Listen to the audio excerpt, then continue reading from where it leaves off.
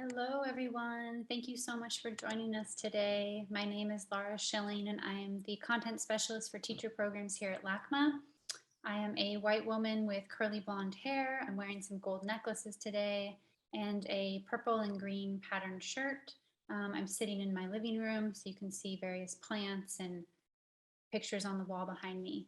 I'm so happy to welcome you to part 3 of our 4-part Evenings for Educators program, which looks at the special exhibition, What Would You Say? Activist Graphics from the Los Angeles County Museum of Art. And we can go to the next slide, actually. There we go. So far, we've experienced a lecture from curator Stacy Steinberger, a hands-on workshop on activist messages from teaching artist Katie Lipsett, and today we have the immense good fortune to hear from 2 wonderful artists featured in the exhibition, Yreina Cervantes and Jessica Sabogal.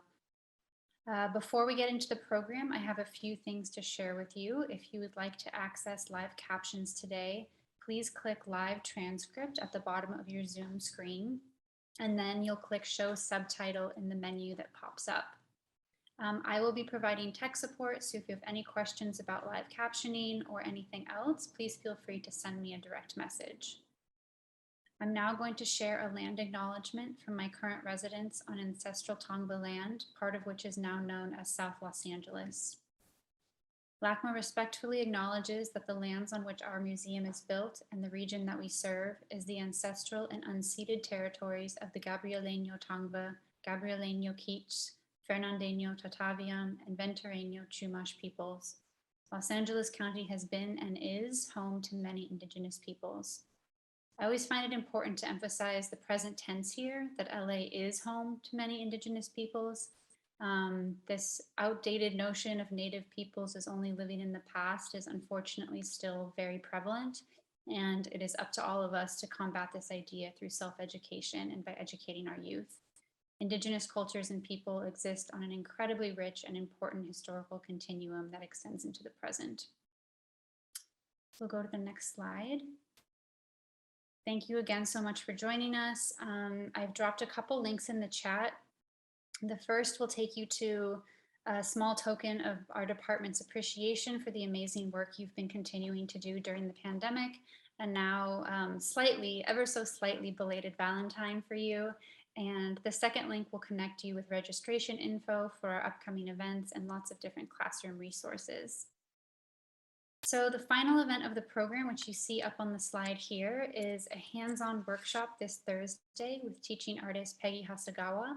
Peggy will be working with you to analyze this poster and one other to determine what exactly its formal features are that help make it so compelling and so powerful. And then you'll have the opportunity to design your own poster about an issue that you care about. The next slide. And then in March, we'll be back with the Educator Speaker Series, where we'll hear from 4 artists from our partners, 4 teachers, from our partner school, the Charles White Visual Arts Magnet, on arts integration in the elementary classroom. The image on this slide shows an activity that first grade teacher Ms. Martinez does, where students analyze works of art in LACMA's collection, discuss consonant blends, and create corresponding flashcards. It sounds all really sophisticated, but they are absolutely killing it. So definitely a program to check out. And we will now get into today's program. So we can go to the next slide. So just to give you a sense of kind of the program flow, Yreina will present on her work first, followed by Jessica. And then after that, Stacy will lead the artists in a conversation, and we will wrap up with a Q&A. So definitely be thinking about what you'd like to ask the artists throughout the program, and we'll take your questions through the chat as well as through the raised hand feature. It now gives me great pleasure to introduce our first speaker this evening, Yreina D Cervantes. Yreina D Cervantes is a 3rd-generation Chicana born in Garden City, Kansas. She earned a BA from the University of California, Santa Cruz, and an MFA from the University of California, Los Angeles. A professor emeritus, she taught in the Department of Chicana Studies at California State University, Northridge from 1999 to 2019. Cervantes participated in several serigraph ateliers at Self-Help Graphics and Art throughout the years and curated the first MAESTRAS women's atelier in 1999. Her paintings, serigraphs, and murals are informed by Native Mesoamerican mythology and cosmology, Mexican art traditions, and Chicanx poetics, expressing issues of decolonization and the intersections of spirituality, politics, and Chicana Indigena feminist identity and empowerment. Her artwork has been written about and is in numerous books and scholarly publications, as well as featured in landmark exhibitions of Chicano art, including Printing the Revolution, The Rise and Impact of Chicano Graphics, 1965 to now, at the Smithsonian Museum of Art from 2020 to 2021. Thank you so much, Yreina. Welcome. Hi, thank you. So honored to be here and looking forward to this conversation with Jessica. Before I get started, I just want to thank everybody involved, Stacy, Lara, and Albert. Thank you so much for your help. Well, I'll describe myself. I'm a 60-something Chicana. I have brown hair with some strands of gray in it. I'm wearing glasses today. I am sitting in my living room with some folk art in the background, and I'm wearing a Mexicana style huipil from Oaxaca, Tehuana style. And let's see, I think that's about it for right now. Well, let me just say, I'm going to be talking about two pieces of work today, and they're two serigraphs. I've always been interested in serigraphs for a number of reasons. The focus of this talk today is art and activism. And that was one of the primary reasons why I became interested in serigraphy, but printmaking in general. So I was able to do a few prints on my own before I became involved with self-help graphics. And I'll talk a bit about that later when I talk about my next print. Self-help is where I really got my grounding and foundation in serigraphy. But this particular print kind of reflects a period of time when I was living in Long Beach, California. This print was done in honor of International Women's Day, and it was a gathering of different writers, visual artists, and it was a really interesting event because it was held in an organization that was very active at the time called the International Institute in Boyle Heights. Anyway, so the images in this piece, so you can kind of see my beginning understanding of serigraphy. At the time, I thought of it as being very graphic and, kind of flat. And so the inspiration for this piece comes from the Mexican style loteria. And so the first piece says the law, love, the struggle, faith, inspiration, the spear or lanza, justice, and life. And all of these were done rather tongue-in-cheek, but they were, as I said, a reflection of what I was doing at the time. I was working in community. I was working with a group of young women and single mothers, and really having to face a lot of these kinds of challenges. And so I wanted to also pay homage to them.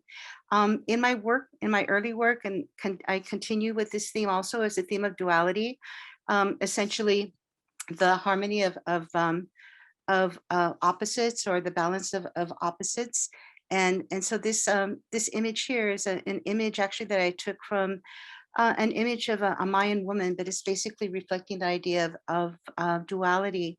And I always try and connect the work that I'm doing with my indigeneity, or how I see myself as a Chicana Indigena, and also connections to Northern Native women. And so these particular images are images from a Northern Native culture, and I wanted to include that as well. So, and then in the background, it's a split font. So this was really a great opportunity to kind of try different things. And as I said, it kind of reflects where I was. This was in the 1980s, 1982. And as part of my activism, I know later we're going to talk about community and activism, but my activism has been rooted in community in many different ways. And I certainly consider art to be a form of activism. So, I guess we can go on to the next. And please let me know when my time is you know, finished. Okay, so this particular piece, I thank you for the opportunity to be able to speak a little bit more in depth about this piece. Um, this I had an association with self-help graphics for many years, and I still continue.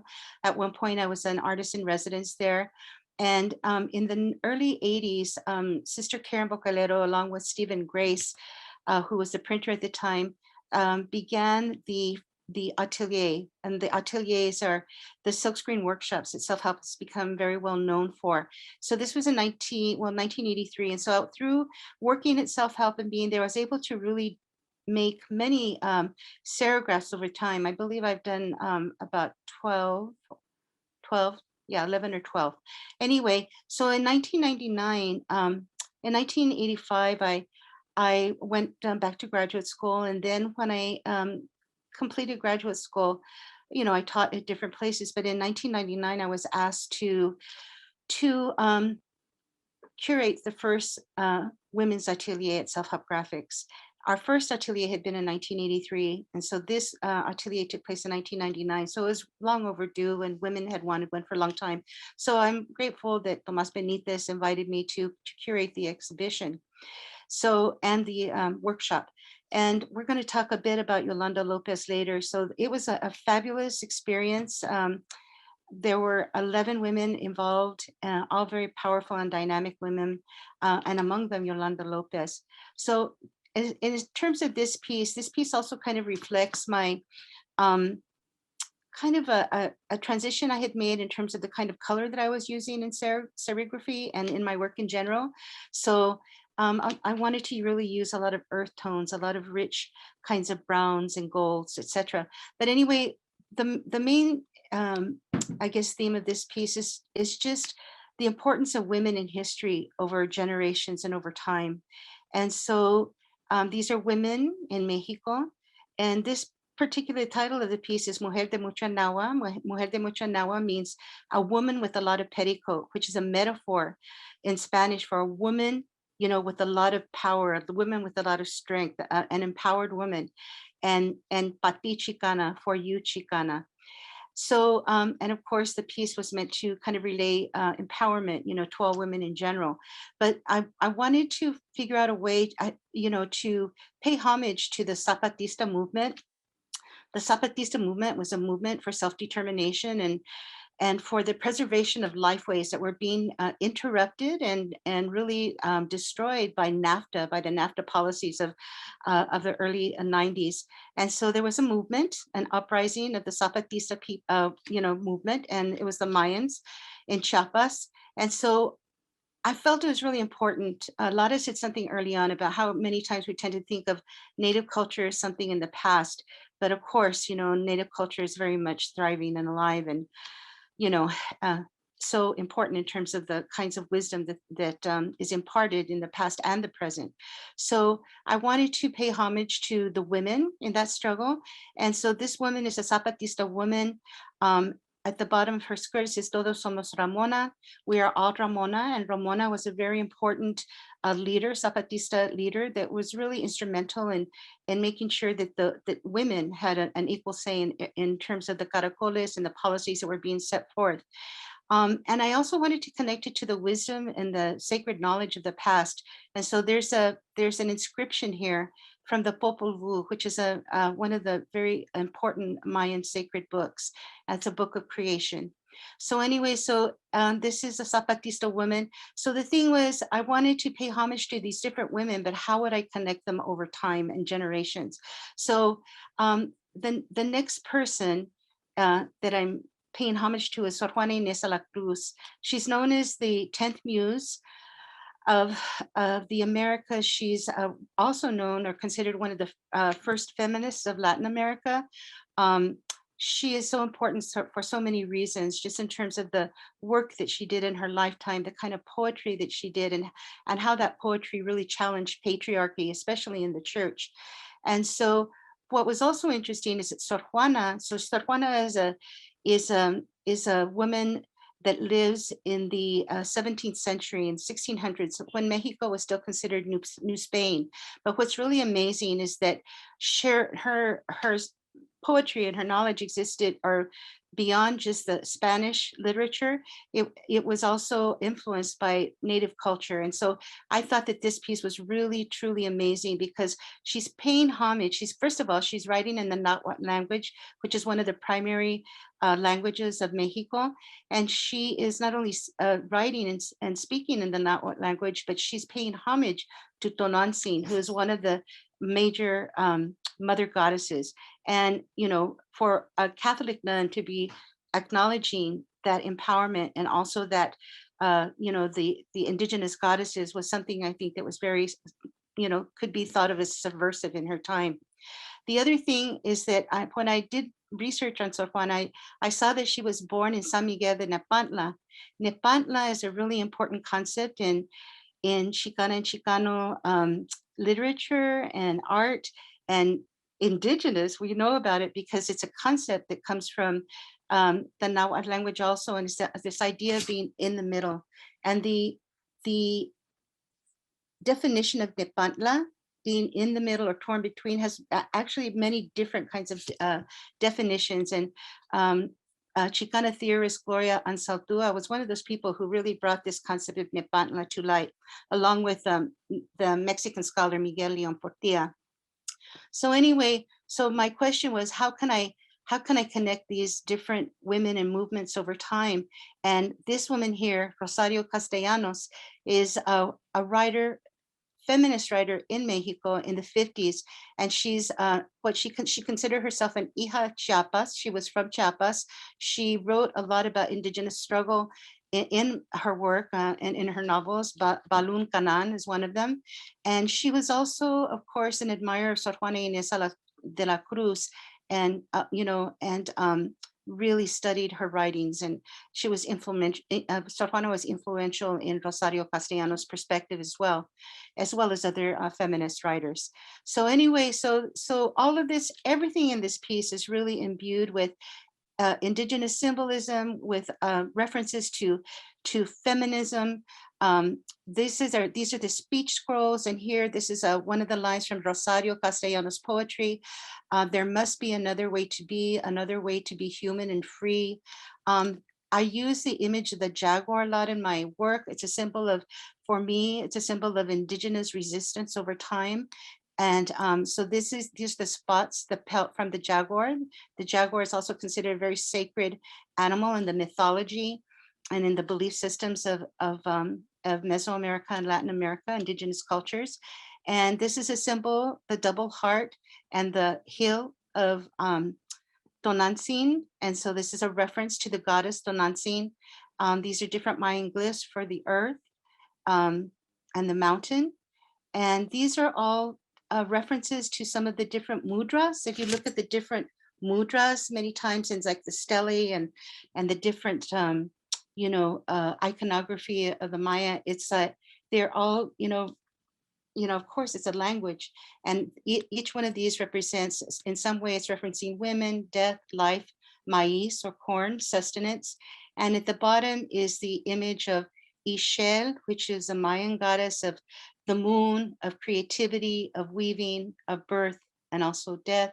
So, as I said, everything in this is referencing and reinforcing this connection between women and power over time, then to give the feminine face of God as well. And this is a reference to the murals and Teotihuacan, the hand of the goddess. And on the hand of the goddess is written a poem by Rosario Castellanos called Madre India.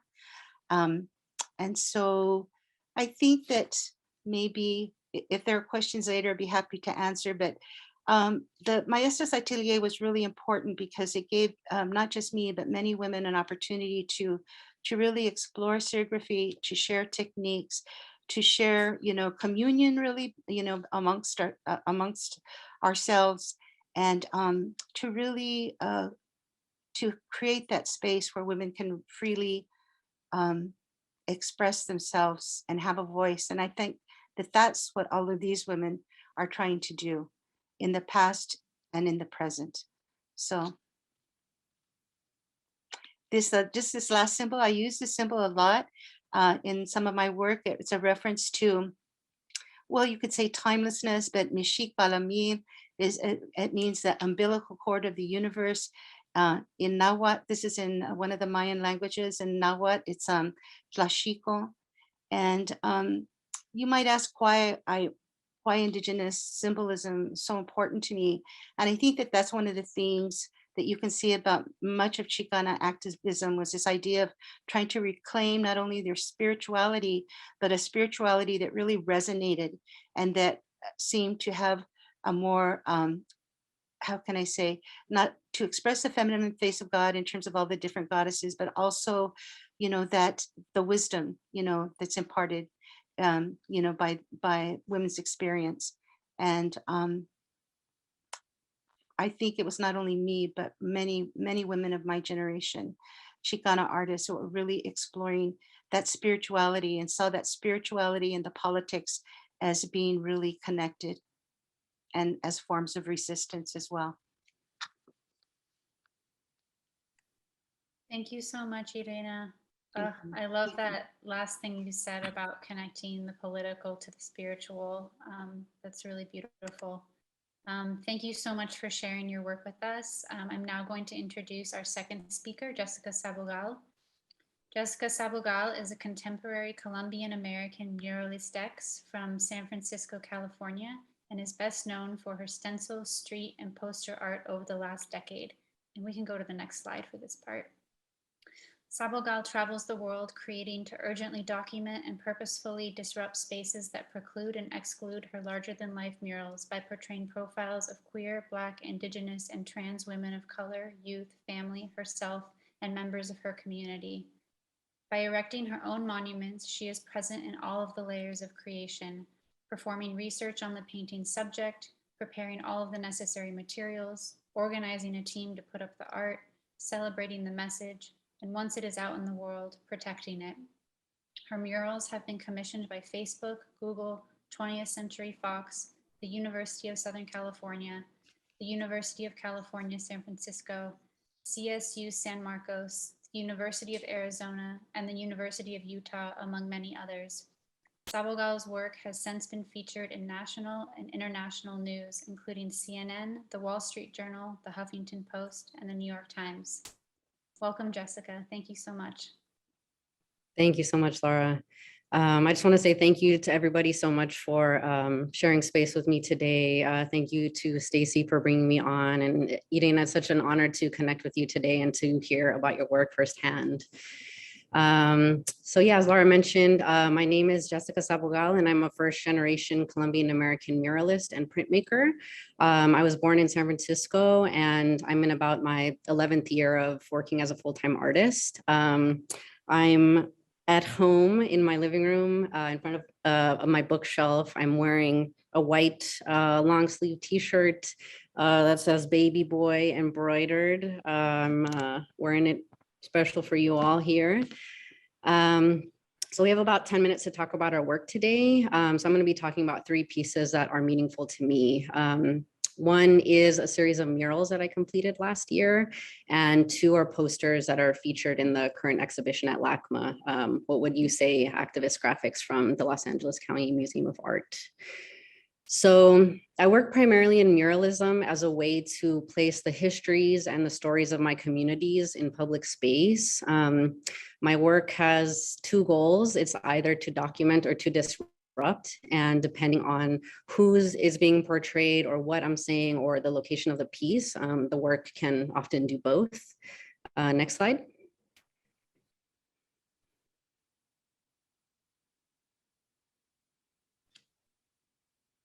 So here's a short video. That's my partner and I there for scale.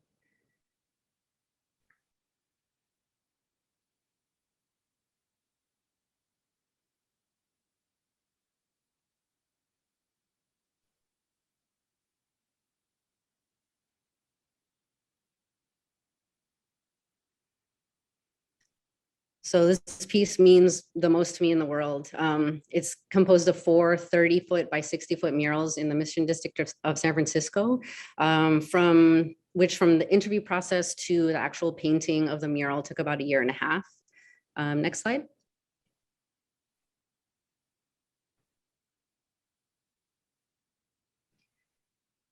So this mural honors the great artist and maestra Yolanda Lopez, and sort of all the stories and revolutionary groups that she taught me about, that all took place kind of in the late 1960s, in 1969 in particular, some of which she was actually a part of. These include, but are not limited to, Los Siete de la Raza, the Black Panther Party, the Native American occupation of Alcatraz, the Third World Liberation Front, and Third Wave Feminism. Next slide. So Yolanda taught me about all these movements and their relationship to one another. And I felt like it was my responsibility to not only honor her, which, you know, if you ask me, was way, way long overdue, but sort of like these oral histories that she left to me. I'm from San Francisco, and I had never learned about any of these movements that, you know, went down in school or in any of my history books. As you can see, very small, there's like 2 of my crew members touching up the Basta Ya. And I included the Basta Ya as a nod to Los Siete de la Raza. Next slide. And they were a group of 7 Central American youths wrongfully framed for shooting a police officer, which led to an 18-month trial and eventual acquittal. It was a huge moment of awakening for the Latinx community and the mission. And they developed, you know, all these social programs to serve the people. They started a free breakfast program, a free Centro de Salud clinic, a workers' restaurant, a legal aid and immigration support storefront, and the Basta Ya newspaper, in which Yolanda was responsible for all of the graphics and iconography that went into the movement. Next slide. So we ask to this day, like, what does solidarity look like? And Yolanda always talked about how the Panthers always extended just like help to Los Siete. As most of you know, the Panthers had their own like prolific newspaper. And in my research, I saw that they had 150,000 readers. And so what they did was they gave Los Siete free ad space to like put their movement and their struggle in the newspaper so that they could reach a larger audience. So if you can see the slide on the left, it has the Black Panther part sort of on the left-hand side. And then if you flipped it over, it would be like the Basta Ya movement. And from there, the Basta Ya newspaper was born. It became its own source of news information for the mission. So they kind of like branched out and were able to like sustain themselves. And the Panthers also let Los Siete use their lawyers for the whole trial at no charge, which I thought was really amazing. Next slide. So similar to what Yreina was talking about, Yolanda was always referencing indigeneity, like in her work and in her stories to me. She'd always just like start, you know, talking about, you know, back in the days kind of things. And she always would mention Alcatraz, like what went down in Alcatraz, but I never like put 2 and 2 together until I was like researching, you know, doing my due diligence for this mural. And, you know, sure enough comes up the Native occupation of Alcatraz in 1969, which was a 19-month-long protest in which 90 Native folks of different tribes came together to occupy Alcatraz and reclaim the island. At the height of the occupation, there was 400 people. And similar to the social programs that emerged as a result for the need for self-determination of Los Siete and of the Panthers, Alcatraz was a very similar story where, you know, Native women came together to run a school as teachers and aides. There was also a daycare and a health clinic with volunteer nurses and doctors. So the photo on the left here in the slide was taken during the occupation, and the Indian land graffiti really stood out to me. And then on the right here, we have, of course, you know, one of Yolanda's famous Guadalupes, in which she shortened the Virgen's cloak and gave her feet with which to walk, and, you know, gave her the space to go and like do, Yolanda was always like, she needs to go, she's busy. She needs to like go and like walk around and do the things she needs to get done. She can't just be like answering all our prayers and stuff. So it was a controversial symbol for, you know, women's liberation. I mean, Yolanda definitely got a lot of threats, death threats at the time for this image. Next slide. So I took the original graffiti from Alcatraz and Yolanda's Virgen and kind of added my own twist to it by adding mola prints, which are sort of textile prints from different indigenous women in Colombia, where I'm from. And I put those in her dress and kind of remixed the American flag behind her, sort of also as a symbol of indigenous resistance. And the last thing I want to say is that, you know, she passed away a few months after the completion of the mural. And, you know, I just felt like she was so grand and I wanted the rest of the world to see her like as I saw her. And I'm so happy that she got to see it while she was still alive. And it wasn't easy. I had to like fight and fight and fight and fight. And I think that's one of the reasons I'm so exhausted this year is just having to go to bat and fight for what you know is right. You know, the whole time I kept saying to myself, like, history will absolve me, you know, like Fidel Castro. And here we go, you know, now everyone's like, oh, I love the mural, I love the mural. So I know that I was like in the right. And so that leads me to my next piece. Next slide. So I'm super proud to say that a life-size version of this piece was acquired by the LACMA last year. So I'm so proud of that.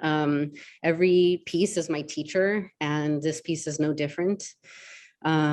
So this piece was originally commissioned by the Democratic National Committee, the DNC. And at the time, some people were not pleased that Trump hadn't built his wall. And so a group of people came together and they decided to mail individual bricks to the DNC with slogans such as build the wall and send them back, deport them all, that type of stuff. I think they're at Mail a Brick on Facebook. So in response, the DNC wanted to build like a mini wall and then have an artist come in and do sort of like pro-immigrant messaging on top of this wall that they constructed. So when I was approached with this, I knew that I wanted the piece to do two things. First, I wanted to make a statement that our differences should be celebrated. And then two, I wanted to make a statement that addressed the white supremacist attitudes that led these folks to mail a brick in the first place. I really wanted to address how in the media we hear more about building walls to keep people out than about how the US is implicated in causing social and political conditions like back home in our homelands. We often see brown, Black, and poor migrants as targets or threat to our economic and social stability, but not how their labor has been exploited all throughout history. Next slide. So with that in mind, I looked to World War I poster designs and iconography for inspiration, where white men are really epitomized as patriotic symbols of strength, valor, and the defenders of democracy. Next slide. So I ended up kind of using that same iconography, but I went out into the streets and photographed an elder, a working class woman from my community in the same pose, because I wanted the viewer to consider like, who is American, who has built and shaped America, and who has fought and continues to fight for a more democratic place to live and work. And as always, getting this approved was like a whole nother thing. In the end, they only wanted like a super positive message without really addressing anything. They wanted like a diversity is beautiful kind of message, and I just couldn't stand for it. So the commission was pulled. Next slide. But I made it anyways. So here's me working on the painting in an alleyway in San Francisco. Next slide. And the final message is walls can't keep out greatness, which I love because it's kind of cheeky and it kind of like takes the language of the oppressor of like walls and borders and kind of like flips it on its head. And it still made it to creation. And now, you know, a print of it lives in a museum. So, you know, it's amazing. And it's really the best and my favorite part when, you know, the collaborators and like the models, they get to see themselves as powerful, you know. So this is a mother of a friend of mine. And she was super excited to get to see herself up in City Hall. Next slide. All right, women are perfect. So this is probably my most loved image. It's so funny because I don't think artists sit down and think like, okay, I'm about to make my first like most famous piece of all time. And, you know, here we go. And, you know, that was like absolutely the case with this artwork. Next slide. I was working on a street art campaign. This is maybe 8 years ago. That was originally targeted at men. It was kind of like a leave us alone type of messaging because I was hearing about a lot of like very violent confrontations here in Oakland and in the city, just towards young women, you know, I mean, and extremely violent. I mean, like, you know, I had a friend of mine, she was assaulted and they tried to break her leg. Another person, they followed her home and, you know, whacked her upside the head with a pistol. I mean, just very violent things. And then in contrast to that, my first nephew, Diego, was being born. So I got to see how his mother was literally housing like the next generations of our family. I got to see the birthing process. I got to see, while even after Diego was born, like only her body could nourish him and keep him alive. So I just remember saying like, wow, like women, you know, and trans and non-binary people like are so perfect. Like we're superhuman, you know? So the two like kind of things existing at the same time, like didn't make sense to me. Especially when like the world cannot go on without us, you know? So I just wanted to make something to address this. So next slide. So I went out into the streets and started a campaign to begin to address this over several years. And I just realized like over time that like I can't be talking to men. I can't be telling them like not to do something. So I just have to speak to us. I just have to tell us like queer people, non-binary and trans people, like people of color, Black folks, like we have to uplift our own perfection, you know? And when I say perfection, I don't, I mean like perfection is not something that we should be striving for. It's something that we already possess. Next slide.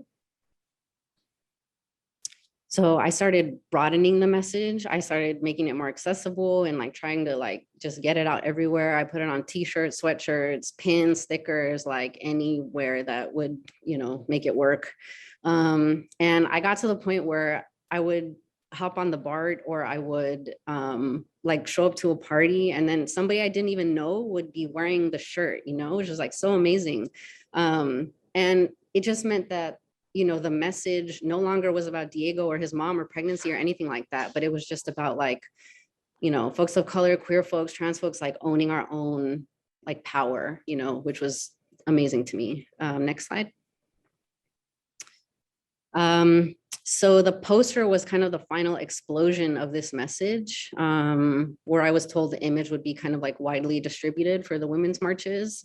And I didn't have any idea at the time, just like how widely distributed and like how successful the image would be. And it's like almost 6 years later and I still get like almost daily emails like, how can I get a poster? So yeah, that's my, those are my slides for today. Thank you, Jessica. Both of your work is just so breathtaking, and I know we're all really excited for this conversation. Quick time check, we're running behind on time. I think that's completely fine because I know that folks in the audience are really excited to hear what you all have to say. So let's just go for the planned 20 minutes, Stacy, and we'll run the Q&A over. If folks need to leave, that's totally fine, but we'll just plan to run it over a bit. So to do a quick intro, thanks for the encouragement in the chat. To do a quick intro for Stacy, Stacy Steinberger is an associate curator of decorative arts and design at LACMA and the curator of What Would You Say? Activist graphics from the Los Angeles County Museum of Art. You might recognize her from last week's lecture. She is a specialist in modern design and craft, and she also serves as the project lead for LACMA's interdepartmental initiative to collect and exhibit graphic design. Great. Thank you, Laura, and thank you to Jessica and Yreina, and thank you to all of you for joining us tonight. Just a quick self-description. I'm a white woman with long reddish hair, I guess, at this point.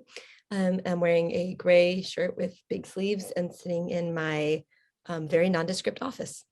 So let's get to the good stuff, though. So I wanted to begin just by thinking about, why we brought you together, and there's many resonances between your practices, including the fact that you both center the experiences of women of color. So what has this kind of representation, or the lack of it generally, meant for you, and why have you made it so central to your images? And maybe, Yreina, maybe you can start. Well, I grew up in a different time than Jessica, although there are still so many correlations in terms of how women have been able to be acknowledged in their work and all the kinds of different works that they do. But as a young artist, I was really hungry for images of other women that look like me. And not just that, but, information, literature, thinking. And so, again, I think that the fact that the historical moment that I experienced early on as a young artist really shaped me as well. I'm talking about the Chicana and Chicano movement, or Chicanx movement. And many of my generation. And so as women within the movement really felt like we needed to, come to the forefront in terms of what was needed and what was missing from the movement, but also just in terms of our own personal interest, what was Chicano feminism? What did that look like? How do we express that in images, in knowledge, and information? And of course, it's not that there weren't, brown women, or other women of color that, were artists and thinkers and poets, etc. It's just that they weren't visible, or they were erased in many instances. So it was just a very important objective, I guess you'd say, although we didn't necessarily think of it.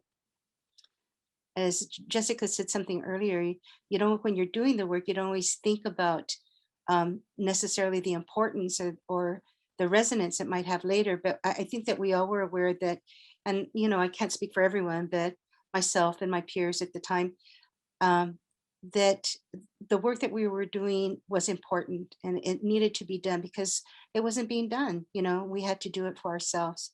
And so, of course, there's that saying, women hold up half the world or half the sky. And so that was, very, very definitely true. And we wanted to express that through our work, whatever work that may have been in the visual arts, in literature, teaching, etc. Thanks. And did we lose? Oh, here we go. Here's Jessica. Oh no. You're back. I'm back. Oh my God. That's So perfect timing. You're so just wrapped up. So I don't know if you wanted to comment on that subject also. Yeah, just so similar to what Yreina said, like, I think my answer to this question has been the same since like my early 20s when I was just a kid starting out. I never saw somebody that looked and talked like me in my world, like growing up, on TV and advertisements, like at the mall, in school, in my textbooks, like let alone, in art museums. I think that, white was and is the default in every aspect of American life. And so one of the ways that I've been able to kind of take back my power is like insert images everywhere, like of myself, of my friends, of my family, my community, into the public. I've just learned that like if it doesn't exist yet, like I gotta do it for myself. I have a poster that says write back or get written out, decolonize your history. And my friend, who's a Native scholar at UC Davis, she was documenting the stories of her tribe in Nebraska through oral and written narratives. And she was just like, yo, Jess, like if I didn't do this stuff, if I didn't go there like once a year and like write this stuff down, like it just would not exist at all. You know, it wouldn't be in the history books. She was like, or somebody else would do it for us, you know, like that wasn't from the community, you know. So that just really got me thinking like, oh, I have to be the one to do it, you know. I have to be the one to document these things. Yeah, Absolutely. That's really powerful, both of you. And sort of, and building on that, and also back to what Jessica was saying earlier about things that both document and disrupt. I'm really interested in intergenerational dialogue and the way that both of your work honors artists and activists from the past, which I feel like by honoring people who themselves are disruptors, that you're both documenting it and disrupting. And so why is that something that you've made so central into what you're in your work, and what have you learned from artists and activists who've come before you? Jessica, do you want to start this time? Sure. I did not go to art school. I went to school for political science, which informs the work and my approach to it, but it's much different. You know, I think being an artist at first was very lonely. There was nobody to teach me or no one to tell me like, this is how you hold a spray can, or this is how you put everything into a poster and make it look like it works, you know? So Ani Rivera, who's the executive director of Galeria de la Raza, she came for a studio in my studio visit in my early 20s.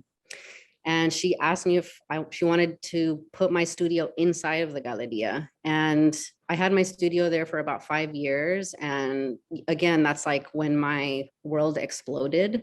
There I met like my teachers and my elders, who I'll name here: Yolanda Lopez, Esther Hernandez, Olga Talamante, Viva Paredes, Lorraine Nakata Garcia, Sheree Moraga, Celia Herrera Rodriguez, Juana Alicia, and just so many other women, most of them queer women, who kind of gave my work a home in which to exist. You know, my relationship with Yolanda was so special, like not because she taught me any sort of methodologies or like how to paint things. All she did was see me, and in turn, like I saw her, and it was like this beautiful, like you know, kind of symbiotic relationship. And it was like one of the most beautiful relationships of my life, you know. And so that's why being here with Yreina today is so special, is because like I never met you before, Yreina, but like I feel like we're connected through like this grander web of like Chicanx, Latinx, like art and art history, you know, which is like I am you and you are me, and like there will be others that will come after us as well, you know. So Yes, I think that that's what's really well, I think that that's what's really profound about artists in our communities that are doing work today, is that there are several generations now of Latinx artists that can be in conversation with each other. And that's especially why I think it was just really so beautiful and profound that you honored Yolanda Lopez, because she is of that first generation, you know, of Chicanx artists, and so deserving of being acknowledged. I do want to say something really quickly, like why activism and why women, and why do we choose to shine a light on that? It is until, as you know, very recently that you know, the artists of color, and particularly the women, have, you know, had any kind of visibility. And it saddens me. You know, I'm so happy, Jessica, that Yolanda was able to see the work that you did, and that you honored her in that way, in the way in which she deserved, in that very public manner, because, you know, there's so many women artists that have not had that opportunity. And I'm thinking of not long ago at LACMA, you had the exhibition of Luchita Hurtado. Let me tell you, when I was an undergraduate and graduate school, because I did study art, and it was a struggle all the way, in terms of always having to defend and convince people of my aesthetic, right? And struggle for that, and demand that, you know. But believe me, if I had been able to be exposed to work by artists, living artists like Luchita Hurtado, it would have made all the difference. So in reference to that, I have to say, and I also want to just pay homage to all my peers, because really, you know, who were my teachers? Many times my teachers were my peers, you know, all the amazing artists that Jessica mentioned, the writers, you know, in my case, Frances Salome España, Gloria Alvarez, Barbara Carrasco, Diane Gamboa, certainly Yolanda. I learned so much from her, and she made such a difference being in the Maestras Atelier in ways that you can't even imagine. So all the different, Ana Castillo, all the different women that were working in parallel and, you know, really informed each other's work. And I think that especially that connection between the literary artists and the visual artists is so important, because it really carried on that tradition that is so strong from ancient times. You know, the codices were you know, communication, you know, literature, communication, you know, oratory in the visual way, and those connections. And you see those connections, particularly in Mexico and Latin America and in our communities now, you know, those different connections. So there are so many things, if I reflect on it, that I have learned from my peers and the work that they've done. And again, just to say, we're really fortunate to be able to learn from each other over generations. You know, in the Maestras Atelier, there were younger artists like Fabiana Rodriguez, you know, Bay Area artist, and Laura Alvarez. And so just amazing. And Jessica, I'm so glad that you mentioned the importance of community centers, because it was really the community centers that really, you know, gave the visibility to Chicanx and Latinx artists, you know, early on, when none of the other institutions wanted to really, you know, show the work. And so, you know, that grounding for me, for you, was the Galeria de la Raza. And for me, it was Galeria, but in my, you know, particular community, it was self-help graphics. And so those spaces became such important spaces, you know, for the art and for the activism. Right. When's the next Maestras Atelier? I'm leading on you to plan it. 2023. Actually, I think that there is going to be, I hear rumblings that there's going to be a Maestras Atelier, I think, of all Native women. And, since we're talking about that, I do want to mention Stacy. There's an artist, I'm sure you're familiar, and Jessica, her name's Jean Lamar. Such an amazing, right? Such an amazing Native American artist from Susanville. And right now she's got the most amazing exhibition at the Nevada State Museum. And also want to mention, for the educators that are out there, that Yolanda Lopez has an exhibition through April in San Diego. And, you know, those are two really incredible artists. And I met Jean briefly in one of the early ateliers at Self-Help Graphics, but she has just been so amazing in terms of the kind of work and activism that she also does. And her collaborations in Chicano community as well. So, yeah. Yeah, no, that's really, it's really important. And I, just to say, I had the honor of meeting Yolanda through this exhibition, and through, and her works also represented the Bastilla pieces that Jessica showed are in the show. And it was, I just, even in, you know, just the short time that I knew her, I just learned so much. And just to build on what Yreina said, Laura, I don't know if you want to share in the chat, but the exhibition, I think it's at the Museum of Contemporary Art, San Diego, through April 24th. Yes. If people have a chance to see it. But sort of building on what you both are talking about, community, you know, activism is not a solo activity. You know, it's something that happens in communities, for communities, in movements. And so I'm interested to know a bit more about what role community plays in your work. And as an artist, what do you see? What do you see as your particular role within movements for justice and change? I don't know if either of you want to jump in, or I can call one of you. You want to go, Jessica? Sure. So I think everyone can kind of play their part, right? And like moving forward the status quo, and like whether, I always say, it's like whether you work at the bank, or you're a teacher, or you are the president, you know, we all have our part to like move history forward. And I think for me,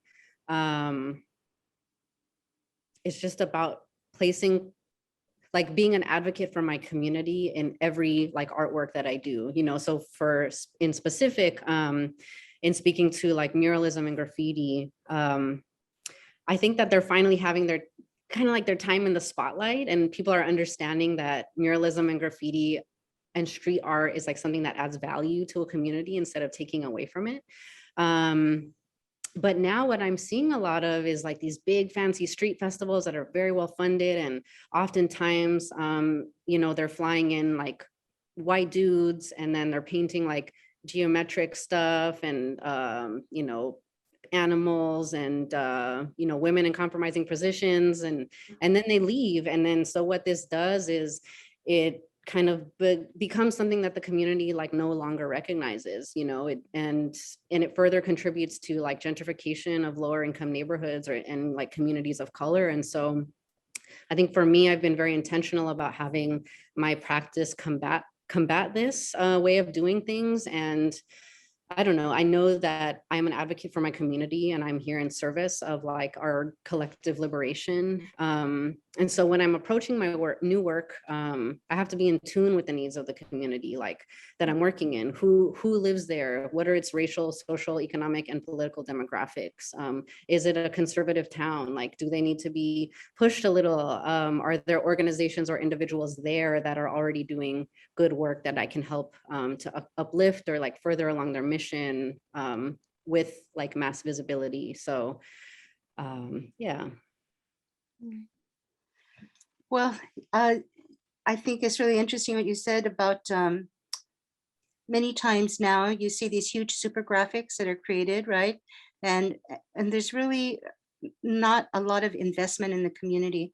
And so I think what's really important is that the work that we do in sometimes more overt or sometimes subtle ways really speaks to the needs and to the community, and hopefully there's resonance there. And one of my murals that I did to pay homage to Dolores Huerta is kind of an example. When I first did that mural, it's in the Echo Park area of LA. It was a time when there was a lot of migration of political exiles from the wars in Central America. And so a lot of different people, you know, new communities forming. And so I felt it was really an important moment, again, to try and tie in Chicanx experience with the experience of the migrant with the political, you know, concerns. And that mural, I think, had resonance for the community because it's a mural that over time has remained. And so Jessica, I mean, when we talk about that, really what the murals now, especially in situations where everything is getting gentrified and we don't seem to have any kind of, you know, control over it in terms of the communities that are being moved out, is that those murals become sites of memory, you know, or, you know, a grounding of the community that still remains. So hopefully, you know, hopefully that's they serve that purpose. So I think that, yeah, it's always in some way a connection back to community, to resonance, and also not only giving support and advocating for community, but also receiving that support from the community that's so important in terms of our being able to continue. I just want to say one more thing. You know, activism takes many forms, and I was really privileged teaching the Department of Chicana and Chicano Studies at Cal State Northridge, which is a very progressive department. And so one of the forms of activism I felt was really the information that's imparted in the classroom. And I mentioned that my experience, overall experience, with a few exceptions in my art education at undergrad and graduate, was really very much lacking for many different reasons. And so for that reason, it's really important, you know, how you share the information and make it accessible, you know, information in terms of many different kinds of diverse aesthetics and the activism that's involved in them. So that was really an important point. And I think as artists, we're always educating in one manner or another. Yeah. Well, I think that's a perfect thing to say for this, or perfect thing to talk about for this audience here today, of course, of educators. And so with that in mind, I wanted to kind of end by thinking about education. You know, obviously, you know, the goal of these workshops and these conversations is to think about how the work, you know, how artwork and how, you know, the work that you are doing, how it can be brought into the classroom and how it can be brought to students, and I'm interested to know some ways that education and educators, artwork that you saw or didn't see in the classroom influenced your own path to becoming an artist, or, in your own experiences in teaching or mentoring, how have students impacted your work? Something to share on that idea. Go? Go ahead, Jessica. You take it away. No, you're the maestra. You're All right. Well, this is all you. Tú también. Well, okay. So education, I always say, has been a double-edged sword. I won't go into details, but I was born, I was born in Kansas at a time when not long after Brown versus the Board of Education was passed. So my early education in Kansas was really conflicted because Brown versus the Board of Education had passed, but the mentality was still there. So for me, very early on, I got really mixed messages, in my early education. So that's why I'm so glad that you guys do this program. I never saw, not only did I never see reflected, teachers that looked like me, but even the teachers that were there never really took an interest in people like me. And so it's really so important, the kind of work that you all do in terms of, really affirming and educating and exposing children to, many different kinds of histories and images, etc. So unfortunately, that carried on into my undergraduate and graduate. And it was really a struggle. And I did, I feel like it's always important to find allies wherever you are. And I did have some allies particularly in undergraduate and then graduate school at UCLA. And I have to just be honest, wow, that was really challenging.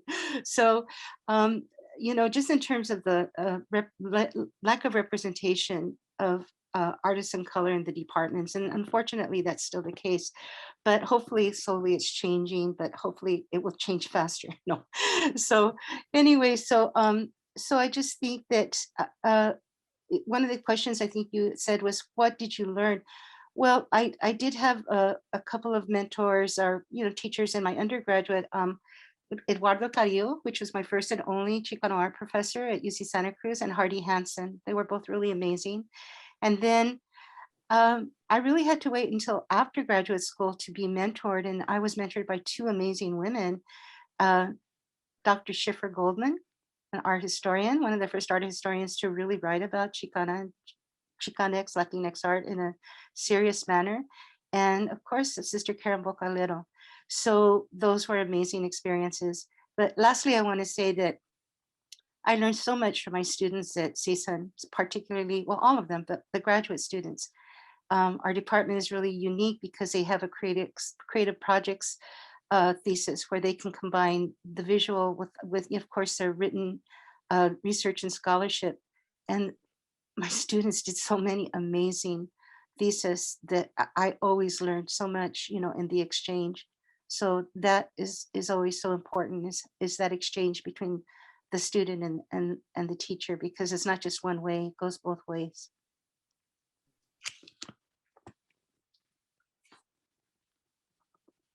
Your turn, Jessica. No, I think you handled that one perfectly. Do you want to open it up to questions? Yeah, well, if anybody has questions for either of these artists, feel free to drop them in the chat here. We'd love to hear from them, from all of you, and we appreciate your sticking around.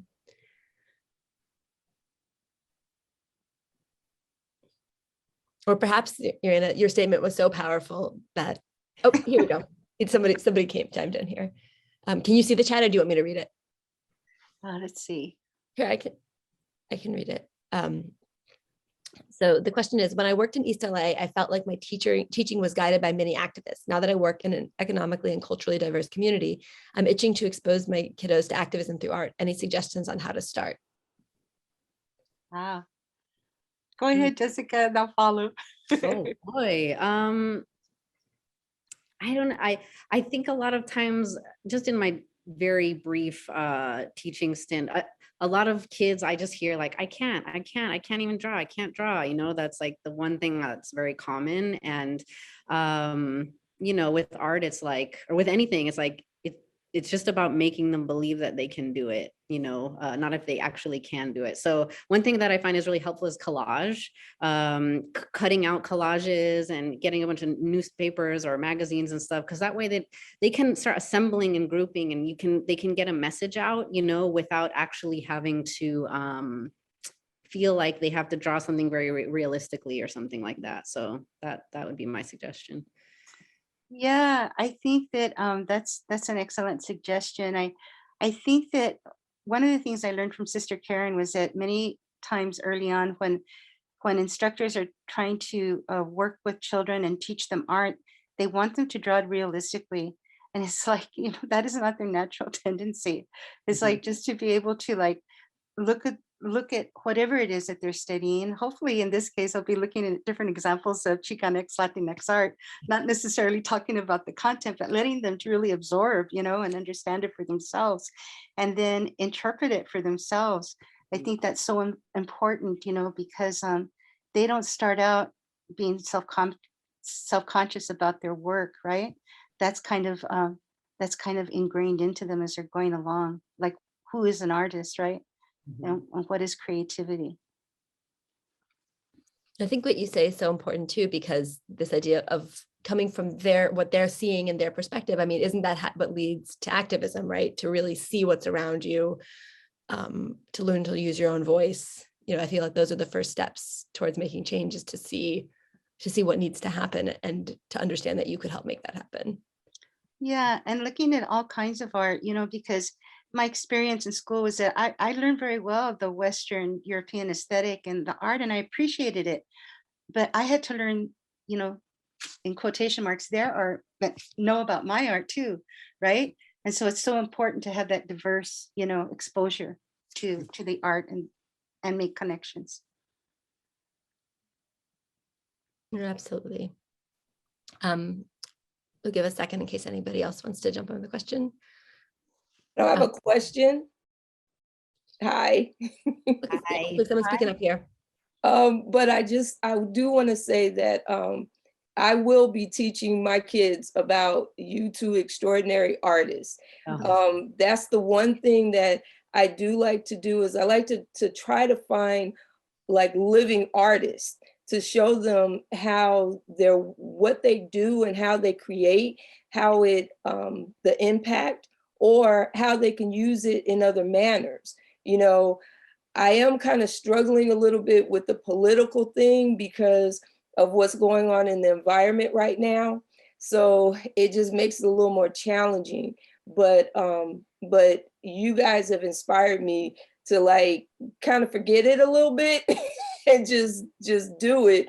And it is what it is. I mean, I'm unlike a lot of you other artists, teachers here. I'm a teaching artist and I teach after school art. So I probably have a little more leeway, but I still want to expose my kids to the different artists and, you know, get them involved in understanding the impact. So they're amazing. Today I asked them the question, what is art? And I got some amazing responses that art is an impactful thing. So, you know, thank you guys. This has been very informative. And I do want to ask Jessica, I'm online looking at your website. Do you have any, I'm researching YouTube. I'm sorry, I'm not going to say it right. All right. Name? Yreina. Elena, okay. And so I'm online looking as you guys are talking because that's how I'm learning. But do you have, you did say you were doing printmaking. So are you doing any printmaking? Like, Yeah, absolutely. On your site? Yeah, absolutely. I think, you know, we were having a discussion before this started, and I was telling Yreina, like, you can't do murals all the time. Like, our bodies are not built. It's such a physical demanding thing to be like climbing stuff and then dealing with the wind and the sun. And so you kind of need something quiet and small and intricate to balance out your brain and like rest your body, you know, in the off season. So, yeah. Okay, But I thank you look so much. for Your it. comments are so sweet. I think it's really important to like highlight living artists. I think we see this all the time where people die and then it's like, oh my God, you know, their work shoots up, like all you see all this stuff about them. And this isn't just visual art. It's like, you know, rappers, like writers, everything. So I think it's so important to yeah, to highlight whether it's us or you know, our colleagues or anything like that. But I think that's really important what you said, just living artists. Mhm. Yeah, I wanted to add too, also thank you, Jessica, too, for talking about the Panthers and talking about kind of the intersections of Black and Brown, you know, struggles and political activism. When I told you I was always searching for something that resonated with me early on, it was like many of the African American poets, Langston Hughes, Countee Cullen, you know, the artists, Charles White, you know, images that at the time, at least were a little bit more accessible. And so those kinds of intersections and sharing of information and experience, I think are really important, you know, especially to teach children that there are these connections and intersections. Mhm. Well, I think that actually leads nicely into another question that's in the chat, which says, Jessica spoke about the different communities that are represented in your work, so talking about intersections. And how has that changed from your experience when you began, Yreina? And was there ever any resistance to including new in some sense, communities, in particular, LGBTQ or trans? Right. Well, you know, my generation, you know, there certainly were LGBTQ trans, you know, artists, and some were more open and some were not. But many of them, you know, made really important pioneering work in terms of, you know, just the kind of, you know, issues that they brought to the forefront through their art. Thinking of, well, Jessica mentioned, you know, Sherry Moraga, um, Ana Castillo, Gloria Anzaldúa, you know, and I'm thinking also of Francisco. I forgot, I just blanked on Francisco's last name, a Bay Area poet, really important as well. So yeah, you know, as I said, it was there, but certainly now with the younger generation, it is so much more, I think, empowered. And not that it's easy, but you know, there's just like the kind of connection and solidarity that I see is there. And I think that, you know, yeah, there did exist a certain level of homophobia, but I think, you know, many of the artists were also just very understanding of what the connections were and common struggles, right? You know, I'm thinking about my generation. Mhm. Yeah, and I'll say like I can only do what I do because you all did that first, you know, and kind of made it a little bit easier, you know, for me to say what I have to say. But even then, it's like, you know, I did a mural in Sacramento that said protect our trans daughters, you know, and it was like about a Black trans woman that was murdered. And that was like my biggest teacher because people had parts with the different intersections of it, you know. Some people only wanted the gay part. Some people only wanted the Black Lives Matter part. Some people were like, you can't talk about white supremacy over here. It was because I was addressing all the things in the mural, and everyone was just like, cover up this part, no, cover up this part, you know. And it was my thing, like, it all is the same thing. It all, you know, we can't have liberation for one without liberation for us all, type of thing, you know? So that was really my greatest teacher. Like, wow, we still have so much work to do. Like, I can't just be about a single issue because we're all struggling, you know, we're all struggling. We can't just be like fighting each other, you know, and having our single issue narratives, you know? Right. And since we're talking about that, I did want to mention, I mentioned before artists that had not gotten their due while they were alive. And of course, Laura Aguilar is like really such an example of that, you know, queer artist, lesbian artist that did amazing photography, you know, and it's now after she passed away a few years ago. Now her work is like you say, Jessica, it's blown up. I mean, it's in collections and international collections and national collections everywhere. So would like to see that happen in people's lifetime, you know, in terms of the kind of work that they're trying to do and changes that they're trying to make, Mhm, being acknowledged for that. mhm. Thank you. That's so important. And I think probably it's a good time for us to end this conversation for tonight. But I feel like you've both left us with so much inspiration, and so much power. So thank you. Thank you for having the conversation, making it possible. No, thank you for your work, both of you. Thank you, Jessica. Thank you. Thank you, So Irene. I'll cool. see you soon. I'll meet you. I'm gonna come meet you. All right, cool. Good to Bye. see you. Bye-bye. Thank you, Lara, and everybody. Thank you, Bye-bye. everybody. Bye, everybody. Thank you so much. Bye-bye. If folks want to unmute and say thank you before they leave, that's always awesome. Thank you so Thank much. you. Thank you both, amazing and powerful and beautiful women. Very. Absolutely. It Thank was you. good. Thank you, Irina and Jessica. Thank you. South California. Thank you very much. Thank you. Thank Thank you for everything you're doing. Thank you guys for tuning in. Oh. It's great.